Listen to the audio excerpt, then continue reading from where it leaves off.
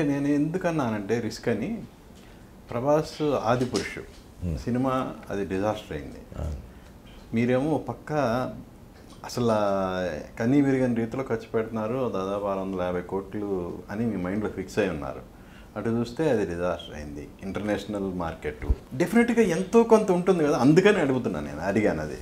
నేను ప్రభాస్ ఆదిపురుషు కూడా అండి, మరి ఎండ్ రిజల్ట్స్ బాగాలేదు, తగ్గట్టు కలెక్షన్స్ కూడా ఉన్నాయన్నారు. కానీ బట్ ముందు వచ్చిన ఉధృతమైన ఊపు కానీ కలెక్షన్స్ కానీ బాగున్నాయి.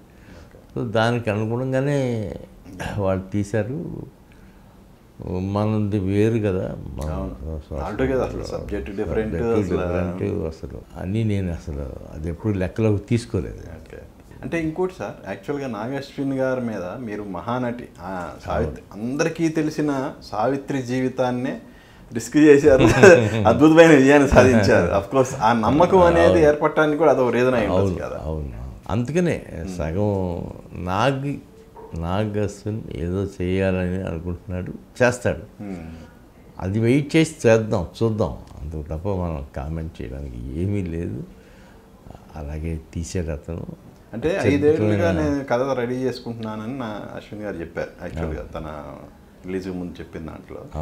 సో మీకు ఎప్పుడైనా సుజాయిగా చెప్పుంటారు కదా, చెప్పినప్పుడు అరే ఈ సబ్జెక్టు ఇప్పటి తరానికి బాగా కనెక్ట్ అయ్యిద్ది అని అనిపించిందా మీకు అప్పుడు? నాకు అనిపించింది.